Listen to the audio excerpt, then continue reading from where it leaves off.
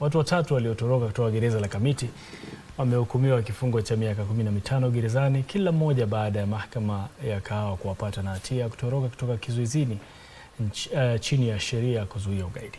Hakimu mwandamizi Gideon Kiage aligundua kwa watatu hao, Musharraf Abdalla Abikar na Joseph Juma Odhiambo, walikuwa na hatia ya kosa hilo baada ya upande wa mashtaka kutoa ushahidi wa kuaminika kuthibitisha kesi hiyo.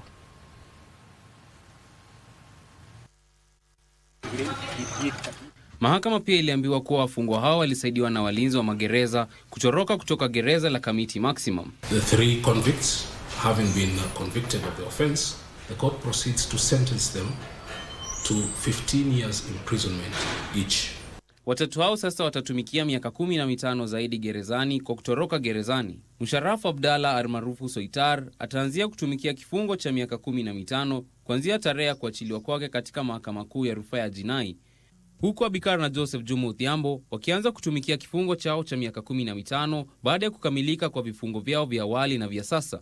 Uamuzi huo unawadia huku wanaume hao watatu wakiendelea kukabiliwa na vifungo tofauti kutokana na hukumu zao za awali. The convicts are duly informed of their right to appeal within 14 days of the pronouncement of this sentence.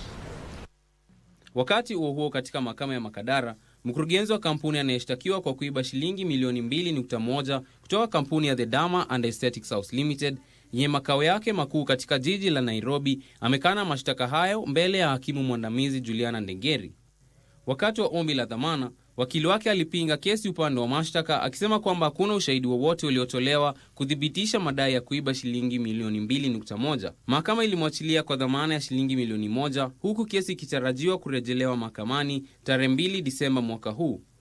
Na wakili maarufu wa Malindi aliitwa katika kizimba cha mashahidi katika kesi ya ulaghai wa shilingi milioni 32 inayohusisha raia wawili wa Italia, ambapo alikabiliwa na maswali magumu kuhusu jukumu lake katika mikataba ya uuzaji wa nyumba katika eneo la Rafiki Villas huko Watamu.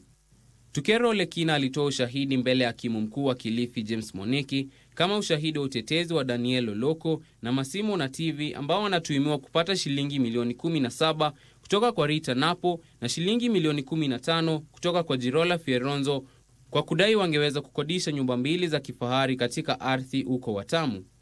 Bruce Mayoyo, Darubini.